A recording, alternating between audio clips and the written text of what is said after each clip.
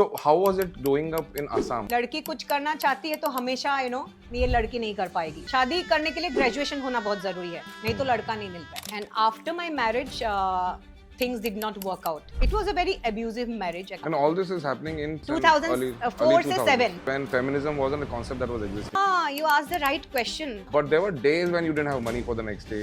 Maybe there were days when you didn't have the money for the school fees. And I started doing some voiceovers. Then I did lot of shows also. मैं close up antakshari में भी आई थी. I didn't have any money. हाँ, single पैसा भी नहीं था मेरे पास step out करने के लिए. And उसी के लिए मैं इतना साल जेल भी रही थी. Then I decided to do hairstyling course. I took the decision and only because of my mother I can say she is no more now. Neha Dhupia was my client. मैं freelancing करने लगी. फिर उसमें भी मैं अच्छा कमाने लग गई. मैं viewers को तो यही बोलूँगा कि this is a case study in itself. Everybody should know how you pivoted. MBAs में ये case study की तरह दिखाते हैं. I had 50 मेखला चादर्स, 2 ही बच गया, सब बिक गया. 2-3 लाख का मेरा सेल हुआ. And that time my daughter was my helper. उसको बनना था पायलट. फ्लाइट चलाएगी तो कभी मर गई तो क्या होगा? एक ही डॉटर है. 9th standard से she has started her career. When was the first time you felt something for the animal? मैं एक्चुअली एनिमल वेलफेयर में बिल्कुल नहीं थी, ना कोई बैकग्राउंड है मेरा. आई थिंक शादी का 15 दिन बाद ही I found a dog, Diamond, मेरा first rescue. My first rescue story was back in 2009. या तब मेरे को लगता था कि जब से मैंने वो रेस्क्यू किया, वो जो फैक्टर जो मिलता है, you know that you've saved a life, वो आपको बहुत खींच लेता है उस चीज से. You can't just walk away. Lockdown के टाइम आई नेवर न्यू कि योदा जैसा इतना अच्छा ऑर्गेनाइजेशन है. लॉकडाउन जैसे ही लगा, फिर वो एक टेंशन हो गया कि क्या खा रहे होगा बच्चे रास्ते में, हाईवे में. Hi, welcome to Detox. The guest today is Rennie Kivoyan. She's an entrepreneur, animal lover, and it's a great story to share with you. So let's unpack the entire life of Rennie Ki and learn from it. Thank you.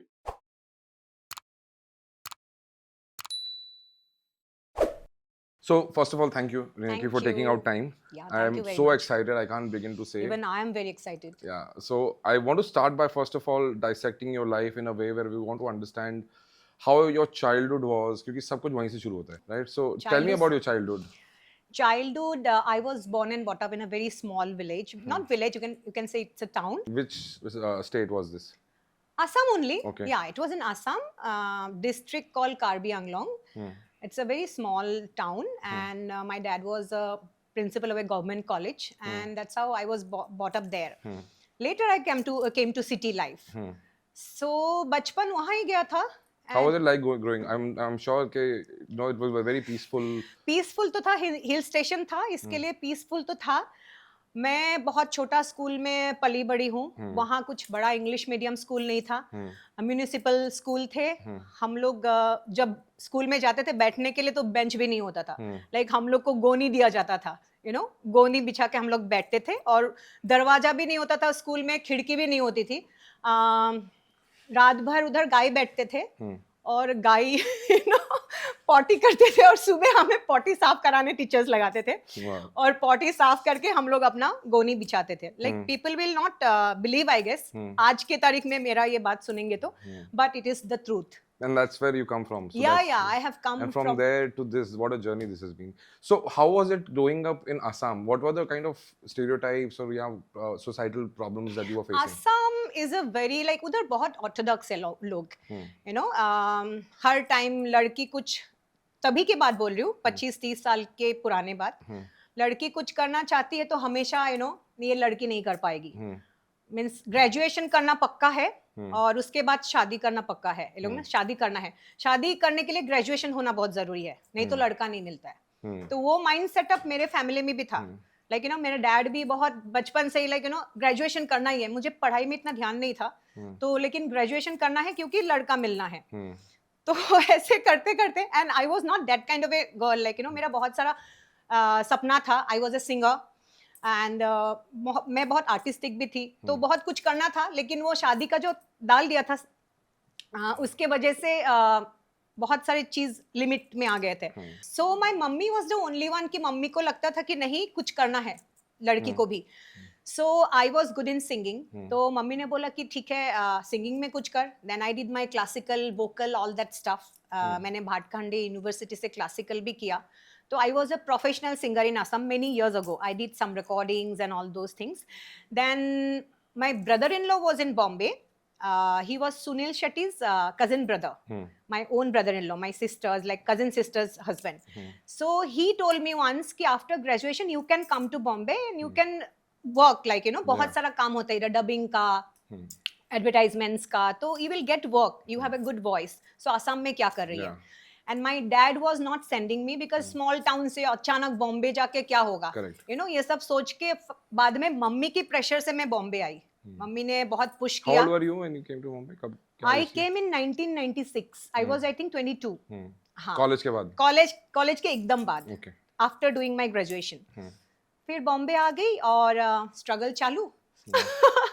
So then I joined a classical class just to do my, पता है ना मैं SMEs हूँ और मेरा pronunciation में शायद आपको पता भी चल रहा होगा कि मेरा हिंदी इंग्लिश में पता नहीं पता चलता पर हाँ मुंबई का so मुंबई का वो सब डबिंग करने के लिए मेरा हिंदी थोड़ा ठीक करना था तो मैं उर्दू क्लासेस में ज्वाइन हो गई then I started doing some voice overs ये सब करने लगी and I started learning under Kailan ji Anand ji the music director as then I did lot of shows also मैं close up अंताक्षरी में भी आई थी there was this channel called UTN उधर गजल का काफी competitions होते थे वहाँ में भी आई थी so ये सब करते करते then I met someone and I got married and after my marriage things did not work out क्योंकि वहाँ बहुत limitations था वापस उसी में आ गई was he Asmi also no he was a South Indian हाँ साउथ इंडियन था बट उनका बहुत ऑर्थोडॉक्स फैमिली था कि शादी करना है तो बच्चा संभालना है ये करना है वो करना है घर संभालना है यू नो गाना वाना तो दूर की बात है सो फिर वापस मैं हाउसवाइफ बन गई इतना दूर से आई सेटल होने कुछ स्ट्रगल करने लाइफ बनाने बट अगेन उसी में घुस गई फिर जाते जाते लाइक यू नो बहुत खींचा but it did not work out and it was a very abusive marriage actually बोलने जाओ तो फिर my parents only they gave me a lot of strength and they said कि नहीं you have to come out of that you can't just live like this. And what year was this? 2004. I was married in 1999 and till 2004 it was like चला रही थी जब भी बहुत extreme हो गया then I came out. One day I took my bag my mom came down from Assam उसने बोला चलो ट्रक भरो सामान डालो. And your daughter was already born? Yeah, she was 4 years old.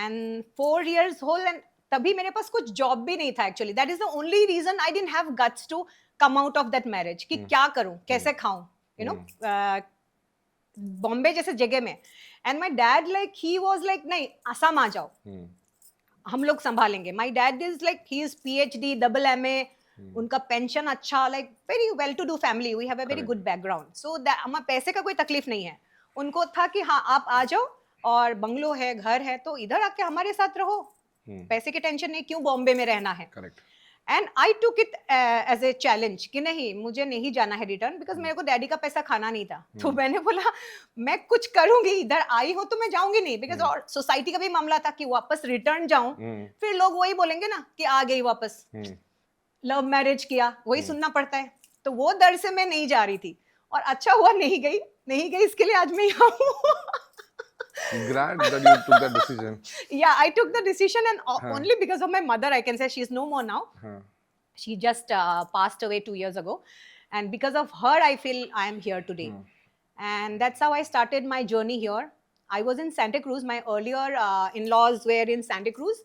Santa Cruz से मैंने सीधा jump किया Mira Road. So what was the first thing you did? जैसे तो ठीक है you had a bad marriage you decided to come out of it what's the first thing you did you found a house or you already had a backup home yeah how was that next 2-3 days after you stepped out of the house see एक तो पहली बात I had my mom's support ठीक है I didn't have any money हाँ single पैसा भी नहीं था मेरे पास step out करने के लिए and उसी के लिए मैं इतना साल जेल भी रही थी then my mom said कि I'll support you bit थोड़ा रेंट वेंट भर देंगे थोड़ा महीने के लिए और डिपॉजिट वगैरह की जरूरत होता था मोस्टली और एक जॉब पकड़ना था सो उतना मैंने जॉब का मैनेज कर लिया I got a job for 10,000 in a hotel industry in banquet as a banquet coordinator in hotel Quality in Parle International just opposite to Parle station so I got a job there मैंने बहुत newspaper ढूंढा और ढूंढते मुझे मिल गया और मैं पास हो गई तो आई वॉज वेरी हैप्पी पहला जॉब बॉम्बे में 10,000 के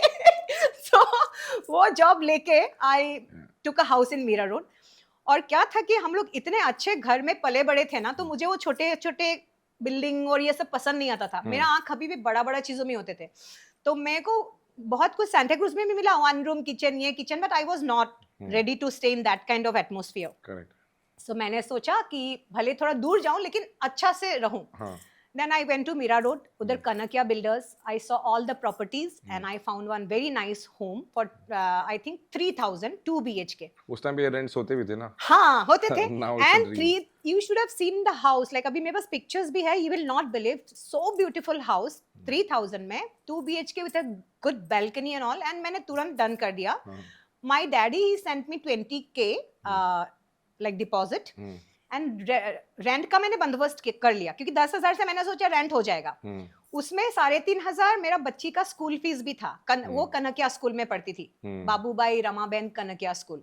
वो भी मेरे लाइक माय डॉटर आल्सो, आई टूक हर सम सेंट जेवियर्स, छोटे छोटे स्कूल थे, मैं लेके गई, इसमें पढ़ेगी क्या. शी सेड नो नो, ये सब में चप्पल पहनते बच्चे लोग, मुझे जूता पहनने वाली स्कूल चाहिए. सो मैंने बोला ठीक है. तो वो that was the one of the biggest school in Kanakia, like you know in sorry Mira road. So I took admission. 30,000 कुछ मुझे डिपॉजिट देना पड़ा. My daddy help me, my mom dad, and ऐसे ही जर्नी चालू हो गया मीरा रोड में. फिर मेरा जॉब भी चालू था. विरार ट्रेन पकड़ती थी, रोज लटक लटक के आती थी, भरती थी 3,500 स्कूल फीस हर महीना, 3,000 घर का रेंट, कितना हो गया 6,500. उसके बाद जो पैसा बचता था उसमें से पीडीएफ भी कटता था. पीडीएफ बोलते हैं ना, PF, sorry I am so sorry, PF वगैरह कट के मेरे पास कुछ 8,500-9,000 आता था. और आई वाज इन बैंक्वेट्स ना, तो एक प्लस पॉइंट था कि वहां बहुत सारा पार्टी बुक्स होते थे, ठीक है. एंड आई वाज मैं सबके इसमें थी, like I was handling all that, taking money. अभी 2 महीने का बाद का जो पार्टी होता था उसका एडवांस, तो मुझे वो सब मेरे हाथ में होते थे. तो कभी कभार मैं वो उसमें से यूज कर लेती थी, वापस में सैलरी से डाल देती थी. तो ऐसे मैंने रोलिंग किया लाइफ. फिर करते करते करते मीरा रोड से मैंने डिसाइड किया, हाँ मीरा रोड में जब थी ना, then I started getting calls. बहुत सारे लोगों ने somehow people came to know कि my voice is good, तो you can do voice over. So I said obviously मिलेगा तो मैं करूंगी. And that was Assamese voice over. जितने भी आसाम का एड वगैरह जाता है ना, तो वो यहाँ वॉइस ओवर होता है बॉम्बे में. सो मुझे एक कांटेक्ट मिल गया, एक सैकिया अंकल बोल के थे आसाम के, वो स्क्रिप्ट वगैरह लिखते थे. तो उसने बोला तू करेगी क्या? मैं बोला हाँ करूंगी, क्यों नहीं. एक वॉइस ओवर के पीछे 2,000. आई सेड ओके, महीने का मुझे 15 भी मिल गया तो बहुत हो गया. सो ऐसे करके आई स्टार्टेड गेटिंग वॉइस ओवर. कभी कभी दिन में 2-3 भी मिल जाता था. एक बार स्टूडियो आती तो ये भी कर दे, वो भी कर दे, ये भी कर दे, लाइक 3. पर उसका पेमेंट स्लो आता था ना. पेमेंट्स ऑब्वियसली वो चेक आता था बहुत लंबा, लाइक कभी 1 महीने में, कभी 2 महीने में, बट आता जरूर था. सो उससे मुझे थोड़ा कॉन्फिडेंस बढ़ गया कि चलो अभी मेरा इनकम तो बढ़ने लग गया है, तो मीरा रोड छोड़ने का टाइम आ गया. So I just suddenly I decided कि नहीं, जब भी मेरा इनकम 30-35 के हो गया तो आई लेफ्ट मीरा रोड कि चलो अभी थोड़ा आगे चले जाते हैं, मेरे को थोड़ा कन्वीनियंट होगा. Then I came to Goregaon, सीधा गोरेगांव जंप किया. गोरेगांव में 15K का एक घर लिया ओबरॉय मॉल के पीछे. And what year was this? That was I think 2007. Okay. 2007 की बात है. So 2007 में मैं आई गोरेगांव साई बाबा कॉम्प्लेक्स में. मैंने 15K का 1 BHK लिया. Then I started my voice over full plays में. और मैंने जॉब छोड़ दिया क्योंकि ज्यादा काम आने लगे, जॉब से मैच नहीं हो रहा था. तो मुझे लगा इसमें ज्यादा पैसा है. ये करते करते वॉइस ओवर में भी मैं 2-3 साल किया. 3 years I was in Goregaon and I got little fed up कि पेमेंट्स लेट आ रहा था, यू नो, काम भी थोड़ा स्लो हो गए. ये सब के बीच में then my dad and mom said कि तू एक काम क्यों नहीं करती है, तू एक ये सब छोड़, तू हेयर स्टाइलिंग कर और एक सैलून खोल दे. मैं इन्वेस्ट करूंगा, थोड़ा बहुत मदद करूंगा सैलून खोलने में, और तू हेयर स्टाइलिंग का कोर्स कर ले. Then I decided to do hair styling course with Savio John Pereira. हाँ, माय डैड गेव मी 1.5, एक 1.5 लाख का कोर्स था. और मैंने स्टाइलिंग, मेकअप सब सीखा और मैंने उनको ज्वाइन किया. 6 months का कोर्स करने के बाद ही उन्होंने बोला कि तू मेरे साथ ही रह ले और मेरे को असिस्ट कर. तो I started assisting him and I used to do lot of. Neha Dhupia was my client. मैं फ्रीलांसिंग करने लगी. फिर उसमें भी मैं अच्छा कमाने लग गई.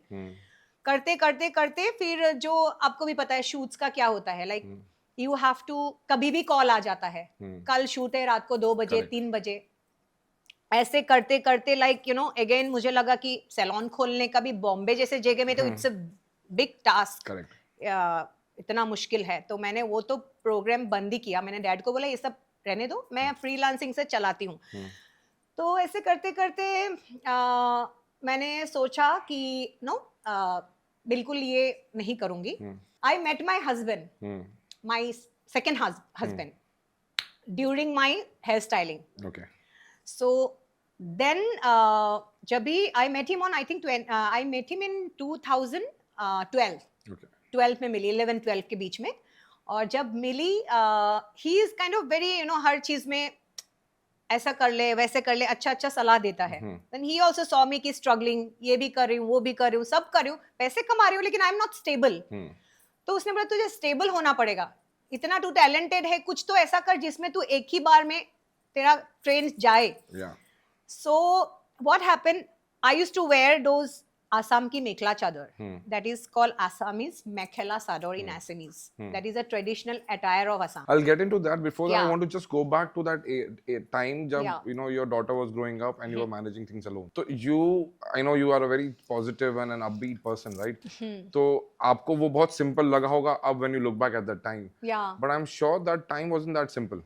When you step out of the house, never. When you were raising your daughter, आपने वो मैथ भी दिखाया मुझे कि ये इतना आता था, इतना यहाँ जाता था, उतना जाता था. But there were days when you didn't have money for the next day. Maybe there were days when you didn't have the money for the school fees because you're a single mother. हुआ है obviously हुआ है। I want to understand उस time पे आपके सोच क्या थी? How would you? ऐसे दिन भी गया है मेरा कि कभी मेरे पास शायद 500 रुपीस नहीं, 300 भी नहीं होता था, 200 भी नहीं होता था। ठीक है। And I was the person कि I never called up my dad. जो मेरे ऐसे मैंने डैड से हेल्प लिया, उसके वो जो घर का रेंट नहीं सॉरी डिपॉजिट के लिए 20 के, वही मेरा लास्ट हेल्प था इन दीज इयर्स। उसके बाद 1 रुपया भी मैंने डैड से नहीं लिया पूरा बॉम्बे के लाइफ में, जितना भी स्ट्रगल किया। मुझे लगता था नहीं मेरा डैड का रिस्पॉन्सिबिलिटी नहीं है। But obviously I had some good friends जो मुझे पैसे देते थे। Like I used to promise them कि हाँ जब भी मेरा आएगा तो मैं दे दूंगी, सैलरी आएगा तो दे दूंगी। एंड वो ऐसा बड़ा बड़ा अमाउंट नहीं लेती थी। लाइक उस टाइम के लिए 1500 रुपया काफी है, 1500 रुपये में मेरा 15-20 दिन चल जाता था। And all this is happening in 2004 से 7। Correct, when feminism wasn't a concept that was existing. Yeah. Right, for a single mother, for struggling so much. Yeah. क्या challenges आपको face करने पड़ते थे and how would you kind of, let's say for example, अगर कोई neighborhood है यहाँ पे या कुछ, was there any judgment, was there any sort of? You asked the right question. You will not believe, जब single mother होता है ना तो लोग तो जज करते हैं। ठीक है, आपके घर पे आप भी आओ ना मेरे पास कुछ काम से तो बोलेंगे बॉयफ्रेंड है। तो मेरे साथ ऐसा बहुत हुआ है। लाइक जब भी मेरा brother in law, he is a doctor, he came all the way from Assam for a conference and he was staying with me, my own brother in law.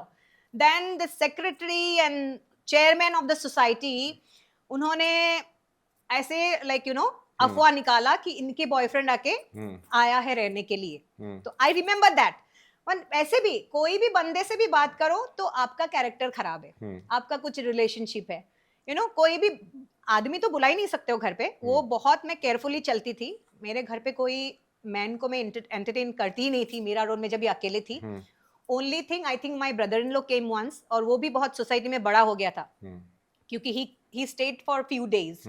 सो तभी उनको लगा था कुछ झोल है। तो ये सोसाइटी में तो सिंगल मदर को भुगतना ही है। And the reason I got married, वही एक मेन रीजन था कि नहीं ये सबसे ना दूर रहना है।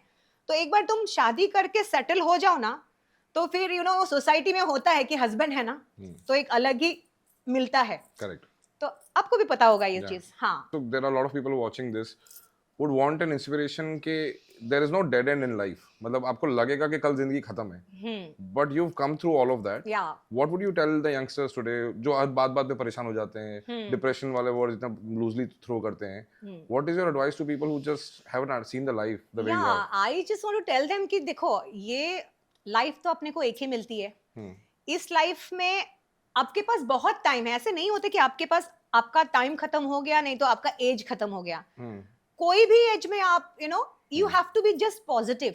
करेक्ट। कोई भी फेलियर हो, फेलियर बोल के लेना ही नहीं है। नेक्स्ट क्या करना है, इसमें फेल हो गए तो आपको आगे देखना है कि नेक्स्ट क्या है, नेक्स्ट आप क्या कर सकते हो। मैं तो बहुत फेल हुआ हूँ, कितना सारा फेल है। मैं तो एक्चुअली मेरे जो I have whatever I have gone through, मुझे तो बहुत कुछ होना चाहिए था मेरे साथ, बट स्टिल आई वाज मैं एक ही जगह में नहीं, मुझे करना ही है।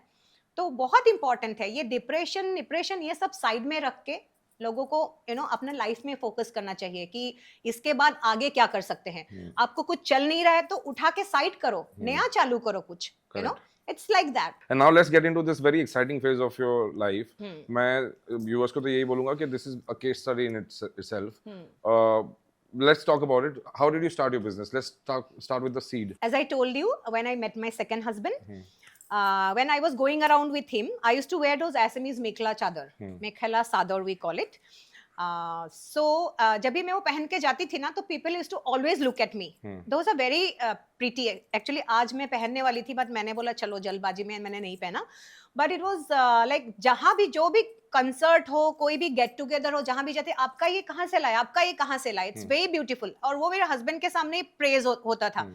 Then one day he told me, and बहुत सारे लोग बोलते थे मुझे कि can you get one from me for me. What is different about it? Like that is hand woven and everything is handmade and these are made in interior villages in Assam. So इतना easily available नहीं है, तो एकदम rural जगह पे जाना पड़ता है, वो गांव वाले से बना के लाना। So is the design unique or is the fabric unique? That is a design unique. ये असम की बहुत खास है, तो बहुत फेमस है। मेखला चादर बोला तो you can Google. So thing is, तो वो यहाँ इतना जल्दी मिलता नहीं है। And in my brand also now we sell mekhela chadors, we make, we go to rural places and get them made. तो वैसे होते होते देन मैं बहुत सारे लोगों को लाके देती थी। जैसे मैं आसाम जाती थी, सूटकेस भर के मैं लाती थी, बट ऐसे ही देती थी मैं। इफ आई बाई फॉर 2000, मैं बोला हाँ ये 2000 में लाई हूँ तेरा, सबको ऐसे बांटती थी। तो one day my husband said कि तू ये क्यों सेवा कर रही है, ये तो अच्छा बिजनेस है, यू कैन जस्ट ये तुम लाके डबल में बेच सकते हो। जो भी है, लाइक इतना तू दूर जाती है, फ्लाइट से जाती है, सूटकेस में भरती है, वजन उठाती है, और इधर आके तू उसी प्राइस में दे रही है, तो उसमें प्रॉफिट रख। या ही gave me that idea and वो ही आइडिया से मैं आज इधर हूँ एक्चुअली।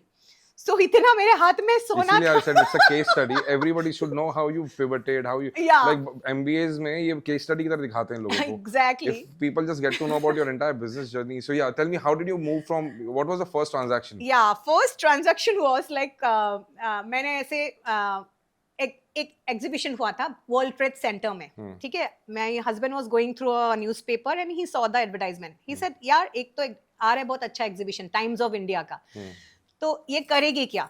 तो मैं तुझे पैसा देता हूँ।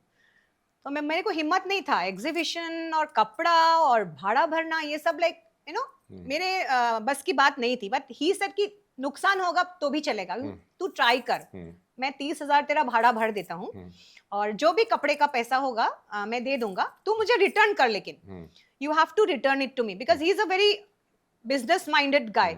ही इज नॉट काइंड ऑफ, जब एंड ही थिंक्स कि जब भी पैसा लेके कुछ करती हूँ ना तो लोग अच्छा से, जब भी रिटर्न का सवाल आ जाता है तो लोग डेडिकेटेडली करता है। अभी बहुत सारे बच्चे लोग माँ बाप का पैसा लेके बिजनेस करते हैं, नहीं उड़ा, पैसा गया।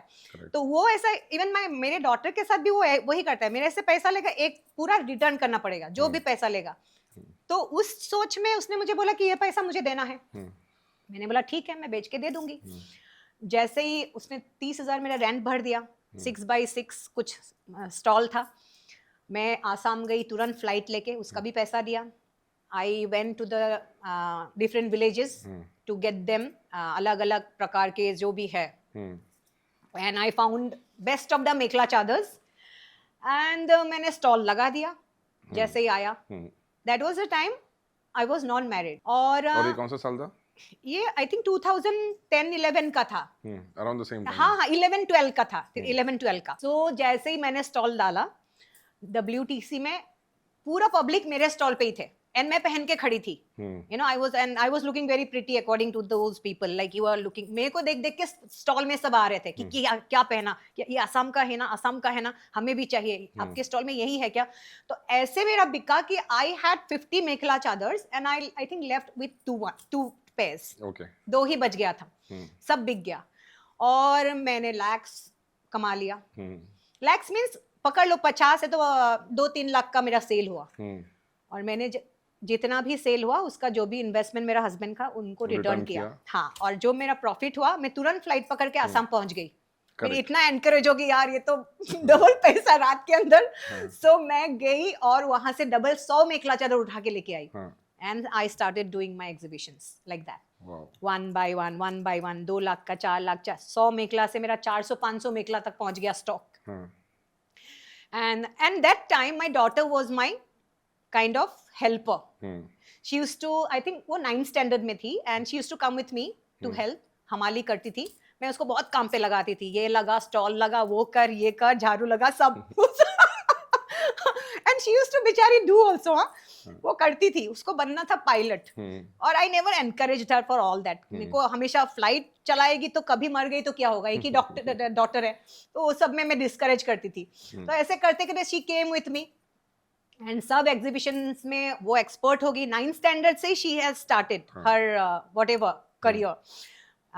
स्कूल भी जाती थी, इवनिंग को मेरे को मदद करती थी. और फाइनली जैसे जैसे हम दोनों एग्जीबिशंस में लग गए, वो बोर्ड भी दे दिया. बोर्ड के बीच में भी बहुत छुट्टी, उसका स्कूल से भी आया नोटिस कि बोर्ड में नहीं बैठ सकती है, तो भी हमने कुछ कुछ सर्टिफिकेट डॉक्टर्स के दे के उसका मैनेज करा के बोर्ड भी बिठाया. फाइनली हम लोग इतने एग्जीबिशंस करने लगे. देन वी realized later कि मेखला चादर तो बिक रहा था, बट कितना बेचोगे? बिकॉज साड़ी और मेखला चादर ये सब चीजें है ना, लोग एवरीडे नहीं खरीदते हैं.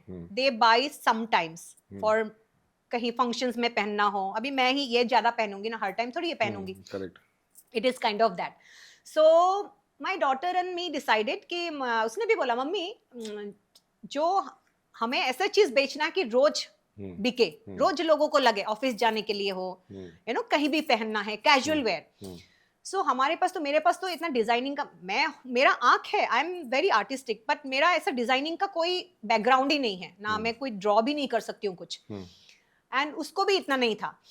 फिर फाइनली हमने क्या किया, हम लोग थोड़ा होलसेल से उठाते हैं माल, ऐसे कुर्ता, टॉप, कैजुअल वेयर अपने पसंद से, और हम लोग एग्जीबिशंस में वो चालू कर देते हैं, मेखला कम कर देते हैं थोड़ा. And we started getting those. And उसमें भी हमने बहुत कमाया. लाइक 2 साल हमने इतना जोर से किया, सप्लायर्स से माल लेके, एक्सएल, एम, एल, एक्सएल सब सेट्स उठाते थे. बहुत इजी था. दादर गए, उठाया, भैया ये दे दो 100 पीस, वो 100 पीस, ये 100 पीस, ऐसे करके. वैसे भी हमारा जर्नी बहुत अच्छा चला. देन लेटर वी रियलाइज्ड कि ये सब तो हर जगह बिक रहा है. यू नो, मेरे स्टॉल, जैसे कि ये 100 स्टॉल का एग्जीबिशन है, और यहाँ मेरे स्टॉल छोड़ के दूसरे स्टॉल में भी कोई वही चीज बेच रहा है. Because everybody is going to the wholesaler, they are getting the same designs, and you know we are selling. Then उसमें भी बार्गेन हो रहा है. somebody saying she is selling ना, we will give you for this. If I am selling for 2500, they are giving for 1800, which was like, you know, उसमें हम लोग थोड़ा ये हो गए, अपसेट हो गए कि ये नहीं चलेगा, हमको ऐसे मार्केट में नहीं रहना है, हमें अपना नाम बनाना है. सो हमने बोला चलो फिर हम अपना. So before you get there, अभी this is what I want to say कि यही बोला था मैं कि इसको आजकल स्टार्टअप लैंग्वेज में पिवटिंग बोलते हैं. या पिवटिंग मींस जैसे आपने लॉन्च किया business with an a focus, it didn't work out, you start pivot and say कि हम ये नहीं ये करेंगे. ये आपने 10 साल पहले किया. Yes, right. टुडे ये एमबीएस में सिखाया जाता है.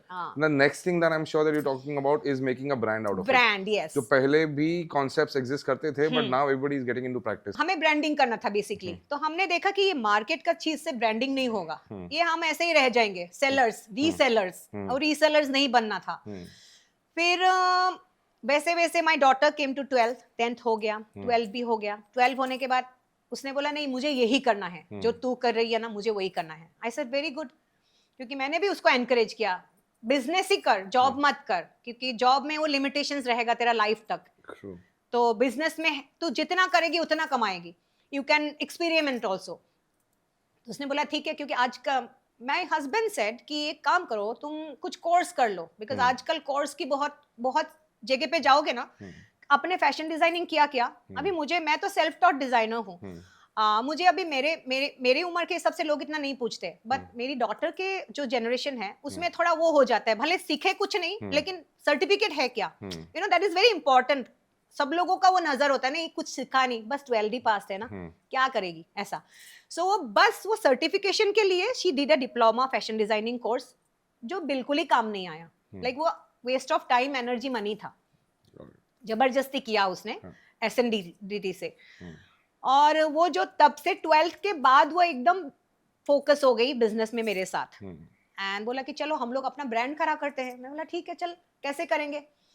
तो मैं भी अपना दिमाग लगा कि हाँ चल ऐसे बनाते हैं, थोड़ा बहुत गूगल करती थी कुर्ता उर्ता का, चल ऐसे पट्टा मारते हैं, ये करते हैं, वैसे करते करते then we started making things. What's the brand called now? Deepanniki. And- Deepannita is her name and Riniki is my name, so Deepanniki. So ऐसे करते करते वी मेड कुछ चीजें, कुछ मार्केट का, कुछ अपना एक्सपेरिमेंट के लिए खुद बनाया। देन वी सॉ कि हम लोग का बनाया हुआ चीज ज्यादा बिक रहा है मार्केट में, और जो हम मार्केट से ला रहे वो स्लो हो गया। जब भी हम बनाते बोलते ना दिस इज आवर डिजाइन, हाँ आई वांट दैट, वो हो गया। Correct. तो फिर हमें कॉन्फिडेंस ऑब्वियसली बढ़ गए और हमने सोचा कि नहीं, हमें अभी मैन्युफैक्चरिंग में जाना चाहिए सब छोड़ छाड़ के। And first exhibition we targeted sustainability के ऊपर। हमने बोला कि हमें Again, another important factor. हाँ. Sustainability आज cool है। ये आप सब पहले सालों पहले की बात कर रहे हो। Which year was this again? This was 2015। हाँ, 10 years ago. Yeah, 10 And you years were ago. talking sustainability back then. You were talking pivoting there back then. Yeah. What a great case study it is, I must tell you. So those things we are making ना, वो सब sustainable fashion में नहीं था। हाँ. Clothing भी वैसा नहीं था कि ऑर्गेनिक था, ये सब वो सब नहीं था। बट जब हम 2015 में हमने सोचा कि हमें सस्टेनेबल बनाना है अपने ब्रांड को, then we focused on block printing, natural dye, ये सब cotton, pure cotton, handmade cotton, woven cotton, ये सब में हम वर्कआउट करने लगे। थोड़ा सर्वे किया कि इसका मार्केट कैसा है। जो मैं पहन रही हूँ ये सब हैंड ब्लॉक नेचुरल डाई है। सो हमने टारगेट किया एक exhibition, pause for a cause, that was a first exhibition जो सस्टेनेबल था, फैशन का हैंडलूम एग्जीबिशन। और वहाँ एकदम ऐसे लोगों को ही लेते हैं जो सस्टेनेबिलिटी के ऊपर फोकस करते हैं, आड़े तेरे लोगों को नहीं लेते हैं। और उनको हमने पिच किया कि देखो हमारा ब्रांड ऐसा है और हम ये बनाते हैं, वो बनाते हैं। उनका बहुत ये होता है लाइक उन लोग देख के ही लेते हैं, एकदम selective designers. Then they chose us and they said we love your clothes, you should participate. So हमने तुरंत डिसाइड किया कि चलो अभी हम इसी में ही करेंगे काम। और हमने फर्स्ट एग्जीबिशन किया जिसमें हमने सब like hand woven fabric, block printed and jamdani, all handloom, you know, उसमें कोई भी ऐसी चीज नहीं है, नेचुरल डाई, ऑर्गेनिक थिंग्स, सब हमने थोड़ा कम क्वांटिटी में बनाया। और हम एग्जीबिशंस में पहुंच गए Bangalore, first exhibition pause for a cause, and that was hit for us. उसमें लाइक इतना अप्रिशिएट किया लोगों ने। हमारा बड़े बड़े डिजाइनर भी हमारे सामने कुछ नहीं थे उस दिन, you know, we were sold out, everyone loved our clothes. What was your net transaction again, net revenue on that sale? उस दिन का Not less than 5-6 lakhs. Wow. Yeah. Well, we also go to exhibitions a lot of times at Yoda. We go and kind of, you know, sell our merchandise. And we know that if we cross 2 lakhs, 2.5 lakhs, it's a good number. Good, yeah, and yeah. If you're saying 5 lakhs, 6 lakhs, yeah, it's go great clothing number. में 4-5 lakhs is too good. It's too good, yeah. Too good. So तभी again हम लोगों ने decide तभी कर लिया था कि हमें यही बनाना है, बिकॉज वो जो कैटेगरी है ना कस्टमर्स के, that is high and category. People who understand handloom, handmade, natural die, वो कैटेगरी अलग है। ये वो वाली कैटेगरी नहीं कि अरे आपके सामान तो महंगे हैं, आपके सामान क्यों, कॉटन ही तो है। दे डोंट अंडरस्टैंड कि कॉटन में क्या है। अभी जो मैं पहन रही हूँ ये 5500 का dress, the whole set I sell for 5500। But बहुत सारे लोग जो समझते नहीं है, वो बोलेंगे इसमें क्या है, ये तो कॉटन ही है। But these are natural dye, इसमें प्रोसेस होता है 17 टाइम्स और धूप चाहिए, प्रीमियम। एंड ये इसमें वेदर खराब हो तो ये कपड़ा पूरा प्रिंटिंग ही खराब हो जाता है। You have to throw the whole thing, so it is very delicate work. So वो समझने वाले वो कैटेगरी अलग है। और वो एग्जीबिशंस में वही कैटेगरी लोग आते हैं कि ये सब उनको पता है, उनको बस अच्छा लगा, खरीद लिया। सो हमने वो टारगेट किया ब्रांडिंग का, चलो हमें ये ब्रांड बनाना है और यही बेचना है। सो जो हमने स्टार्ट किया, हमने छोटा सा एक स्पेस लिया 200 स्क्वायर फीट का, और 2 मशीन बिठाया, उसमें एक मास्टर और एक कारीगर। और वैसे हमने थोड़ा थोड़ा फैब्रिक अलग अलग जगह से हमने सोर्स करना चालू किया, some from Hyderabad, some from Jaipur, some from you know Rajasthan, अलग अलग जगह के खासियत, भूज। और एग्जीबिशन चलते गए और ब्रांडिंग होते गया, और we were only into exhibitions. कोई ऑनलाइन पहचान नहीं था, ऑनलाइन पता ही नहीं था एक्चुअली क्या होता है इंस्टाग्राम। आज से लॉकडाउन से पहले तक मैं इंस्टाग्राम में थी ही नहीं, ना हमारे ब्रांड थे।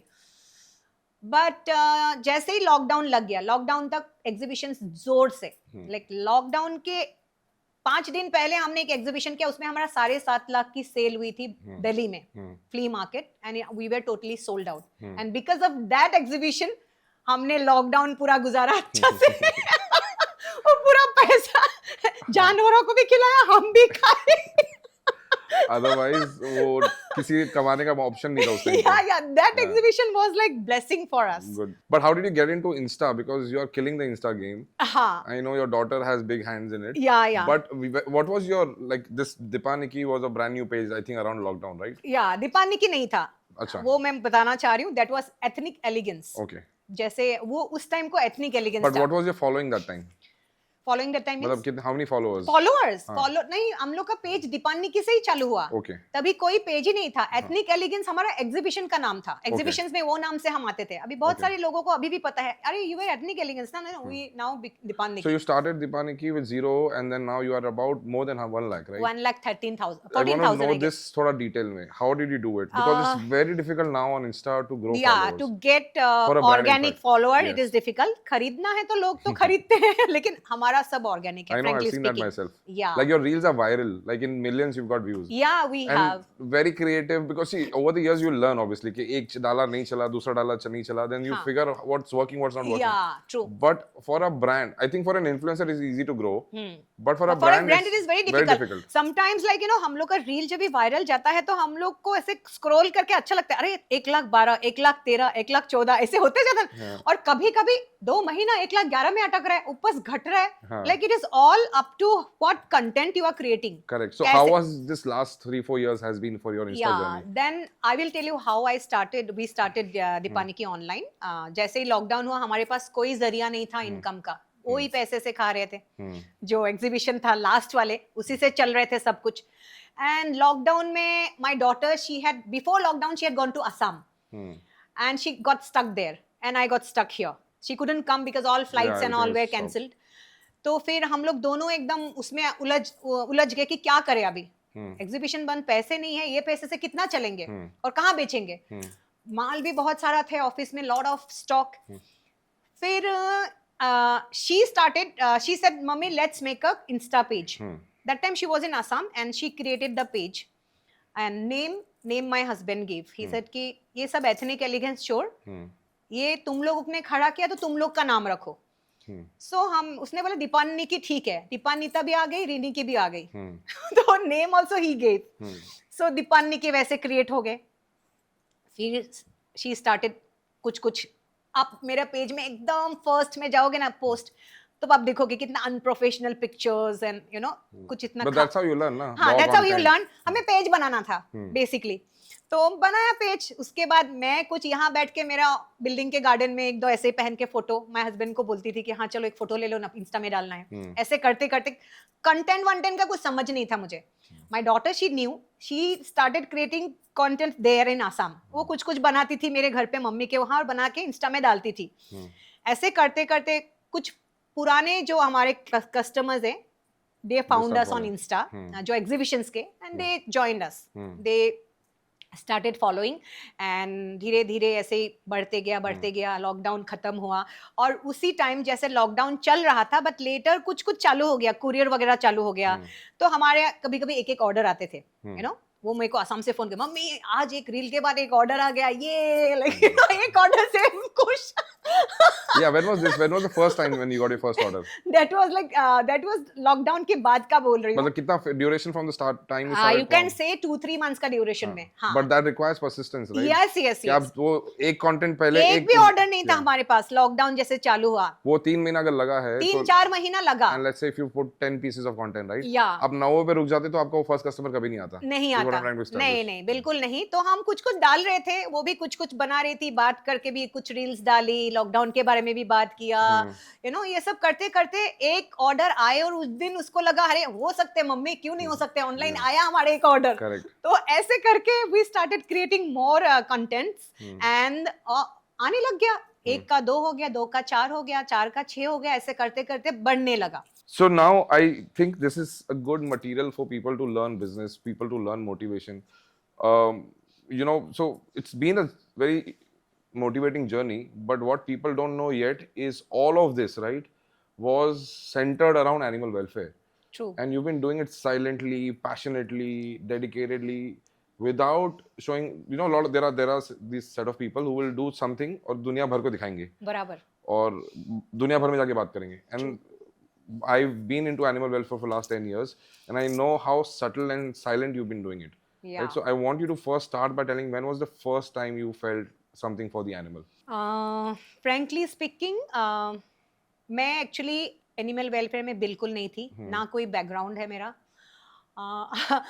हम लोग को तो बचपन में सिखाया जाता था कि कुत्ता देखते हैं तो पत्थर मारो. You know that was our like, हमने बचपन से यही सीखा और बहुत मारा भी. यू नो, फेंकते थे, भगाते थे.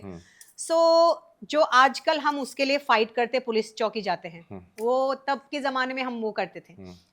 But when I got married in 2015, तब क्या हुआ कि my husband is from animal welfare. He also does work silently. He is not kind, मैं करता हूँ. He doesn't like to do all that. He is a very quiet person.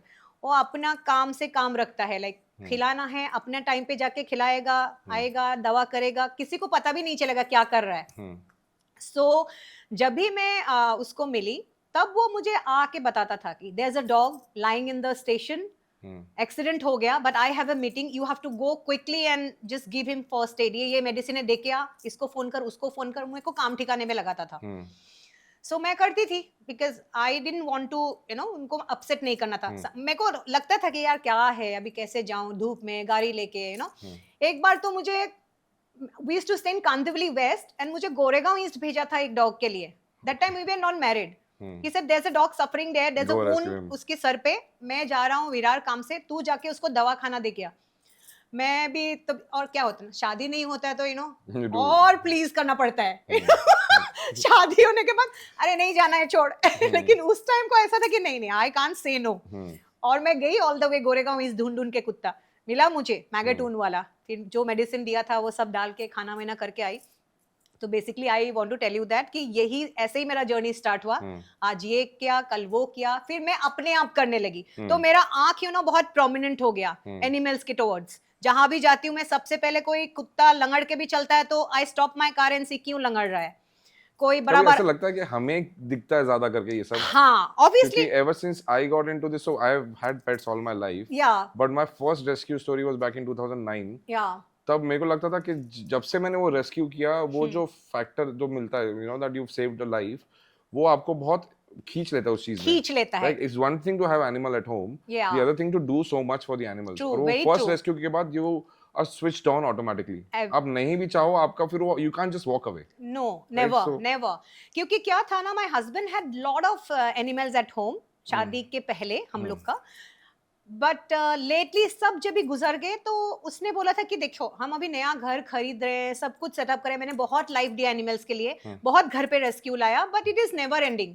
तो हमें अभी घर पे नहीं लाना है, हमें बाहर करना है, ऑन स्पॉट करना है, मदद करना है, खिलाना है, जो भी करना है घर के बाहर. क्योंकि जब रेस्क्यू कर लेते हो ना तो बहुत रेस्पॉन्सिबिलिटी बढ़ जाता है. जैसे कि आप अभी घर पे 4 एनिमल है, आपको टेंशन है क्या खा रहे हैं क्या नहीं खा रहे, यू नो. जब हेल्दी एनिमल्स भी आ जाते हैं बहुत बार रेस्क्यू में, तो वो खिलाफ था. बोलते we will not get any animals. And how much will you rescue at home? या हाउ मच? 4 5 6 Never उसके ending. बाद क्या? बिल्कुल नहीं. और पहले तो हम एक्साइटेड होके कर लेते हैं, बट बाद में हम लोग रियलाइज करते कि ये 15 साल का कमिटमेंट है. और 15 साल लाइक एक डॉग को रखना, एक तो वो है कि वो कमिटमेंट है, दूसरा है कि अगर घर पे 2 या 3 या 4 भी अगर हैं तो it's fine as long as you're giving them all 4 them the attention they deserve. True, very true. सिर्फ वॉक रेस्क्यू करने के लिए चाहिए. घर ला रहे हो, हाँ बिल्कुल. और उसको फिर घर में ही रख रहे हो 10 साल 12 साल, that's very bad. Very bad. So उसलिए ये खिलाफ था. Then first dog we rescued. ये सब करते करते वी गॉट मैरिड 2015 में. एंड आई थिंक शादी का 15 दिन बाद ही आई फाउंड ए डॉग. रात को लोकल मार्केट में पोल में बन के गया था किसी ने. वो लैब मिक्स डॉग है, डायमंड. मेरा फर्स्ट रेस्क्यू. उसका तो बहुत रेस्क्यू था, बट ये मेरा लाइफ में फर्स्ट रेस्क्यू. फिर मैं me and my daughter we rushed, किसी ने बोला कि इसे पोल में बांध के गए रात को, डॉग उधर भाग कर रहा है, we search for his owner, बहुत कुछ खबर लिया, मार्केट में कोई आता पता नहीं, एंड पर्पसली किसने बांधा था। तो हमने सोचा इसको लेके आते हैं और नीला धुला के हम लोग एडॉप्शन में डालेंगे। वी गॉट हिम होम, बहुत सारा फ्ली स्टिक, बहुत गंदा था। फिर हमने खाना वीना दिया, सब कुछ किया, करने के बाद we started looking for a forever home and we did not find any. बहुत एडवर्टाइजमेंट किया, बहुत इंटरव्यूज लिया, एंड सबसे इम्पोर्टेंट बात क्या है ना, हम लोग जब ये अडॉप्शन में देते हैं ना, बहुत सवाल करते हैं, उसमें लोग फेड अप हो जाते हैं। जरूरी भी है ना उतना। Yeah, my husband is also like, I want to meet that person, I want to see his house, I want to ask him how many times he is going to take him for walk. So इतना, जितने भी लोग आए adoption में सब चले गए, क्योंकि इतना क्यों पूछ रहा है। पर बहुत अच्छा है वो that you did it. वो नहीं तो यही केस बाहर जाके अबैंडन होते हैं। एग्जैक्टली, तो वो बहुत इसमें पर्टिकुलर है, उनके वजह से डायमंड घर पे रह गया। कि हमने बाद में तो होता ही है ना, you also know, once you get a pet and थोड़ा दिन ज्यादा लंबा रह जाते हैं तो you can't give away. So Diamond was our first rescue, हाँ रखेंगे। सेकंड रेस्क्यू भी आ गया वैसे ही, एक ब्लाइंड डॉग मिला मुझे, कप्पू, जो एक कप केक खाता था रास्ते में, बेकरी के सामने पूरा जिंदगी निकाला। He was a blind dog and I found him unconscious in very bad health. We picked him up, me and my daughter, got him home. Again my husband encouraged, हाँ कप्पू को ना अच्छा करके रास्ते में छोड़ देंगे। पर कप्पू इतना अच्छा हो गया कि उसको छोड़ने को मन नहीं करता। जिसके पास मेंच था, एक बाल नहीं थे, वो पूरा डॉल बन गया एकदम गोल्डन रिट्रीवर जैसा बन गया, सुंदर। तो बोला कि अभी तो ये, डॉक्टर ने बोला ये 15-16 साल का है अभी। फिर माय हस्बैंड सेड कि ये 15-16 का ही है ना, और 2-3 साल जी जाएगा, इसको छोड़ो मत। ऐसे करके कप्पू भी आ गया। देन ही and you started your feeding journey also quite some time ago. जब आप मेरे को बता रहे थे कि 2 या 3 डॉग से शुरू किया था, आज आप 3 से लॉकडाउन से हमने फीडिंग चालू किया। लॉकडाउन में हमने आई थिंक लॉकडाउन से पहले वही 10-15 वाला फीडिंग था। घर के पास के हमारा 5-6 डॉग्स थे और थोड़ा आगे जाके और कुछ, ऐसे करते करते लॉकडाउन लग गया। फिर लॉकडाउन जैसे ही लगा, फिर वो एक टेंशन हो गया कि क्या खा रहे होगा बच्चे रास्ते में, हाईवे में। I know lot of dogs, जब भी जाती थी पास होके तभी दिखती थी कि यार लोग वेट कर रहे रास्ते में, ना hotels are open, you know ना, people are not there on road, nothing. So वो एक बहुत तकलीफ होती थी। फिर हमने डिसाइड किया नहीं, हम लोग खिलाएंगे लॉकडाउन में, पूरा लॉकडाउन खिलाएंगे जितना होता है अपने एरिया में। तो हम जाते जाते we started from our home. फिर पूरा बोरीवली हमने किया, बोरीवली फीडिंग किया। फिर बोरीवली बियॉन्ड भी गए, हम लोग दहीसर तक पहुंच गए। दहीसर से फिर मलार जाते जाते। कितने कुत्ते थे उस टाइम पे? उस टाइम पे नहीं बोल के भी तो 150 था। 150-200 थे। तो तभी मैंने जैसे बोला ना, वी हैड दैट एग्जीबिशन और we had that money, so we could feed. हम लोग वेस्ट में, नहीं वो तो ठीक है, that you had the bandwidth, but to have the heart to also spend that kind of money, it's kudos to. And I know अब उसके अलावा भी आपने रेस्क्यू हो गया, या I know you are an ideal person to work with an NGO.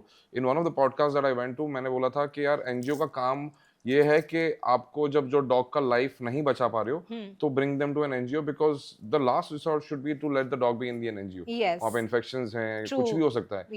But you are such an ideal example that you do everything in your power to solve that life before they even enter NGO. And I know जब आपका call आता है या message आता है, मुझे पता है कि ये केस लेने लायक ही होगा, वरना आप कभी कॉल नहीं करते। तभी मैं आपको कॉल करती हूँ जब भी, आई नो, बिकॉज आपको मैं जानती नहीं थी पहले। लाइक लॉकडाउन के टाइम आई नेवर न्यू कि योदा जैसा इतना अच्छा ऑर्गेनाइजेशन है। तो मैं खुद करती थी। And there are 2-3 NGOs, local NGOs, they never take cases. लोग कुछ करते नहीं है, बस रजिस्टर करते हैं, केस उठा के एक्सरे करेंगे, पैरालाइज केस रास्ते में छोड़ के चले जाएंगे, because they don't have any shelter, they don't have any funds.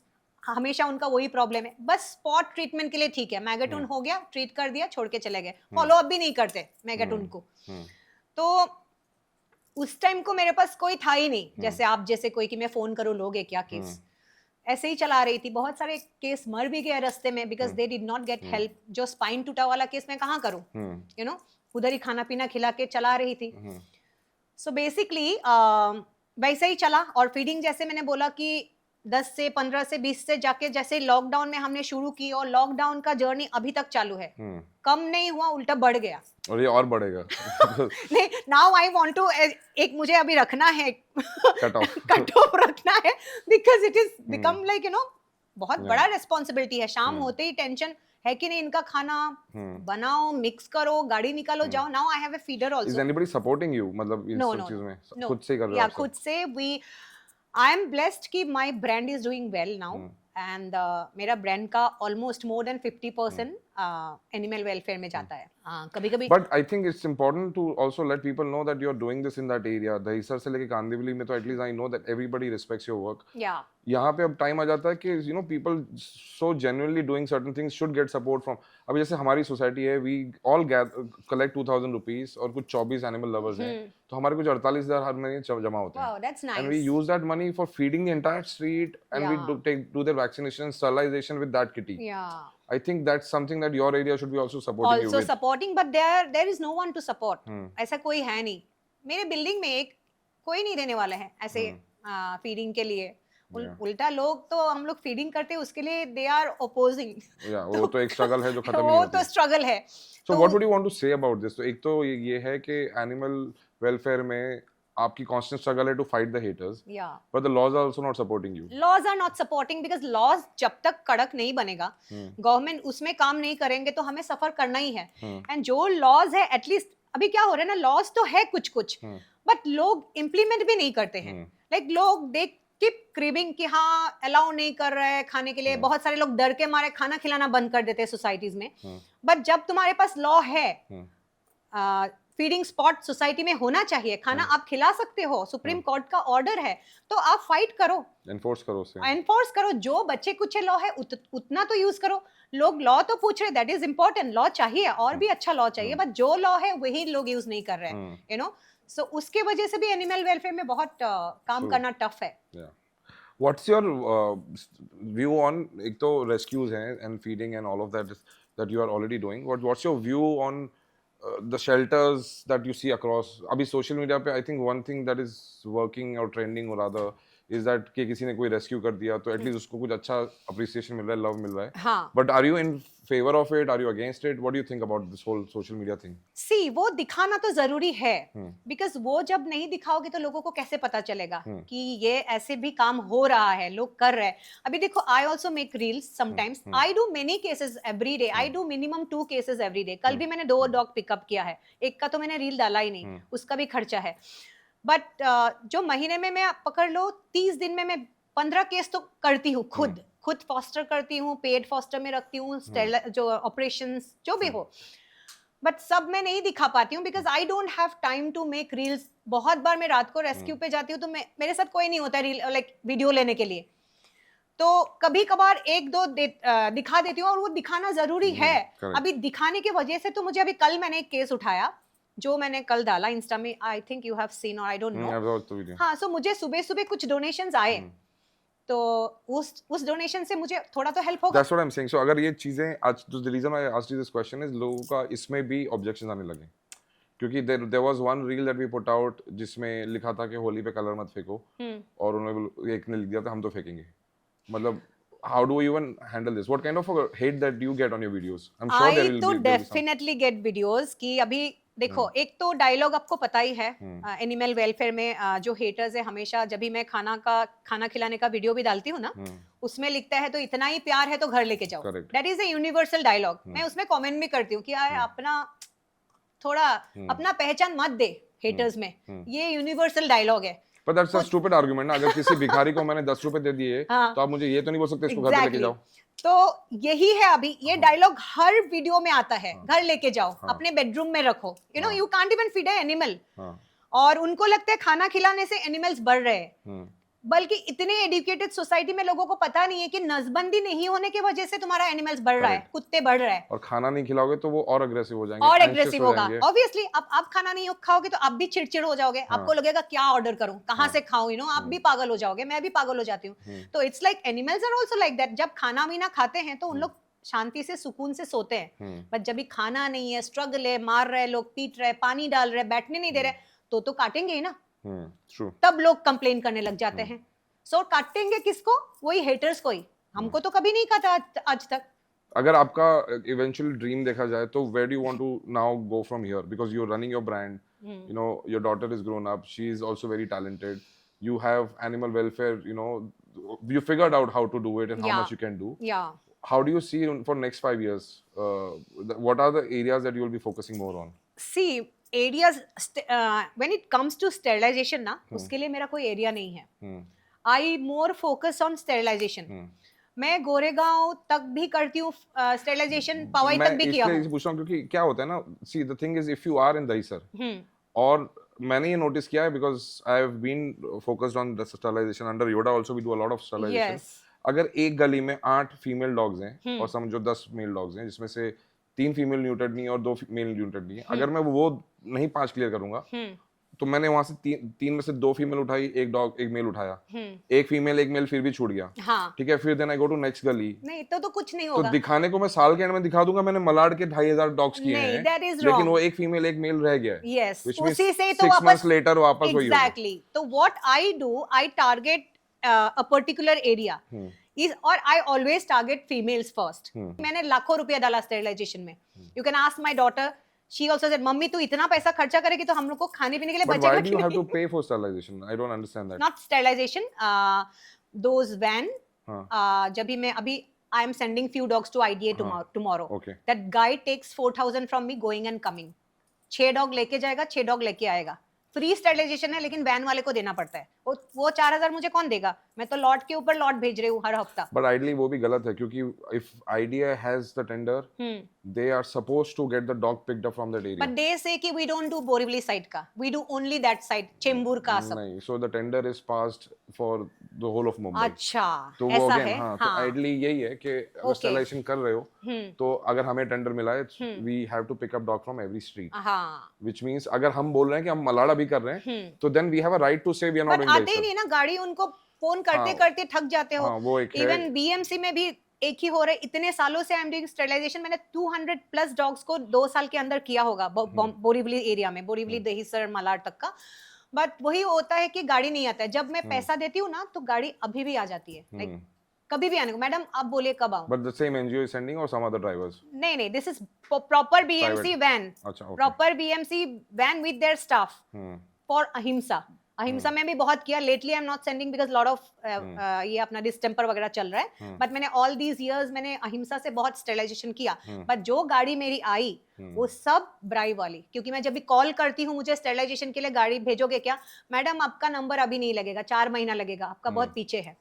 लेकिन मैं जब भी ब्राइब करती हूँ गाड़ी नेक्स्ट डे नहीं तो सेम डे आता है। तो मुझे तो वही चाहिए ना, बिकॉज मैं 10 डॉग्स को भेजती हूँ एंड जो भी ब्राइब करती हूँ उतने में मैं सोचती हूँ वसूल है यार। 7 महीने में तो कितने बच्चे निकल जाएंगे। So that is I think more convenient. Correct. तो ये स्टेरिलाइजेशन का भी प्रोग्राम ढंग से होता था। आज इतना सफरिंग और आप और मेरे जैसे लोग इतना काम करने की जरूरत ही नहीं थे। Again, just want to summarize saying that you're doing great work. I'm so glad that I picked you as one of my first guests. Any last notes for youngsters, for animal lovers, anything you want to say? ऐसा कुछ obviously अभी मैं नया जो generation है उनको वही बोलना चाहूंगी कि ऑब्वियसली को एग्जिस्ट करना सीखो। अपने जो मोस्टली बच्चे बहुत नादान होते हैं, ये जो डालते हैं ना गलत, अपने पेरेंट्स ही डालते हैं। करेक्ट। क्योंकि कुत्ता काटेगा, उसके पास मत जाओ, इसको भगाओ, इसको पत्थर मारो, यू नो ये सब पहले के जनरेशन वाले लोग ज्यादा करते हैं। इवन हमारे बिल्डिंग में भी देखो ना, बच्चे इतने अच्छे हैं डॉग्स के साथ, मेरे डॉग्स के साथ खेलते हैं, बिल्लियां है कुछ बिल्डिंग में, दे प्ले होल डे, खाना घर से लाके खिलाते हैं। But those parents only always complain कि नो हमारे बच्चे को डॉग काट लिया तो आप ऐसे करो, आप ऐसे करो, बिल्ली को खाना मत दो। दे कीप कंप्लेनिंग, बट बच्चा जर नादान। तो मैं नया जनरेशन को वही बोलूंगी कि तुम लोग you know you try to coexist. देखो, और आजकल तो इंटरनेट इतना अच्छा हो गया है कि इंस्टाग्राम में आप इतने सारे अवेयरनेस है। मुझे लगता है पहले से आज का जो जनरेशन है ना, They're smarter. Yeah, they're smarter and lot of. And they're naturally very compassionate. Yes, and not just for naturally. animals, because आपको compassion. योदा में भी दिखेगा कितने सारे बच्चे आता होगा ना वॉलंटियर करने। Correct. पहले नहीं आता था, तो आजकल बहुत बढ़ गया है। मैंने बहुत नोटिस किया है कि बच्चे लोग, देखती हूँ कि उन लोग को जानवरों का दर्द दुख समझ में आते हैं उनको आज की तारीख में। Correct. तो शायद मे बी इंटरनेट के वजह से भी हो सकता है, बिकॉज ऐसे रील्स भी बहुत सारे आ रहे हैं. Great. I think this was a great conversation, Rinki. Thank you so much. Thank you so much. It was lovely I'm really hosting you. honored. Same here. I'm glad you made it this far, and thank you for watching this episode. Looking forward for your support for all my future episodes. So please like, share, and subscribe. Thank you.